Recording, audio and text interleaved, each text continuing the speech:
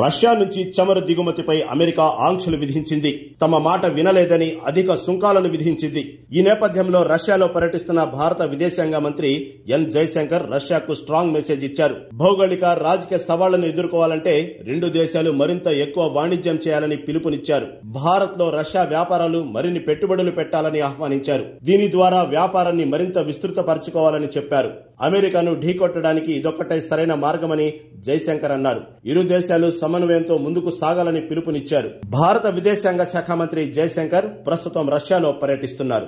ఇందులో భాగంగా ఆయన Russia first deputy prime minister Denis Manturov, Russia ప్రత్యేక రాయబారి బబుష్కిన్ తో భేటీ అయ్యారు. వాణిజ్యం, ఆర్థిక, టెక్నాలజీ, రక్షణ, సాంకేతిక అంశాలపై చర్చించారు. ఏడాది చివర్లో రష్యా అధ్యక్షుడు పుతిన్ భారత్ లో పర్యటించనున్నారు. దీనికి కావలసిన ఏర్పాట్ల గురించి చర్చించారు.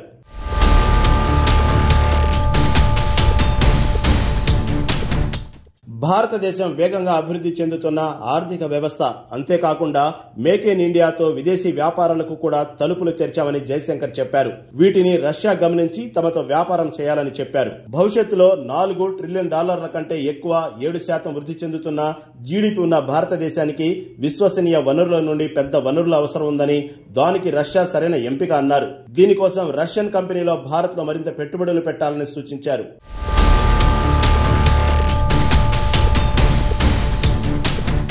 టారిఫ్ మరియు నాన్ టారిఫ్ అడ్డంకులు, లాజిస్టిక్స్ అడ్డంకులను తొలగించడం, అంతర్జాతీయ ఉత్తర దక్షిణ రవాణా కారిడార్, ఉత్తర సముద్ర మార్గం మరియు చెన్నై వ్లాడివోస్టాక్ కారిడార్ ద్వారా కనెక్టివిటీ ప్రోత్సహించడం మరియు సజావుగా చెల్లింపుల విధానాలు నిర్ధారించడం ఇవే ప్రధాన సమస్యలని, వీటిని తొందరగా పరిష్కరించుకోవాలని జయశంకర్ అన్నారు. మాస్కో సమావేశంలో కమిషన్ స్వేచ్ఛా వాణిజ్య ఒప్పందం కోసం నిబంధనలను ఖరారు చేసిందని ఆయన ధృవీకరించారు. వాణిజ్యాభివృద్ధికి ఇదొక కీలకమైన అడుగని అభివర్ణించారు.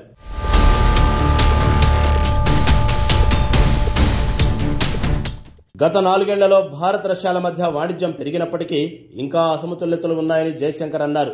ఇరు దేశాల మధ్య వ్యాపారం 2021లో $13 మిలియన్ల నుండి 2024-25లో $68 బిలియన్లకు పెరిగింది.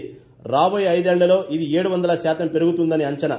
కానీ 2021లో రష్యాతో భారతదేశ వాణిజ్య లోటు కేవలం $6.6 బిలియన్. ఇది ఇప్పటికీ దాదాపు $59 బిలియన్ పెరిగింది. అయితే ఇంకా ఇది సరిపోదు. దీనిని పరిష్కరించాలంటే మాస్కో తన మార్కెట్ను భారత ఎగుమతుల కోసం విస్తృతంగా తెరవాలని జయశంకర్ కోరారు. అమెరికా విధించిన టారిఫ్ల నేపథ్యంలోనే ఈ చర్చలు జరుగుతున్నాయని జయశంకర్ తెలిపారు.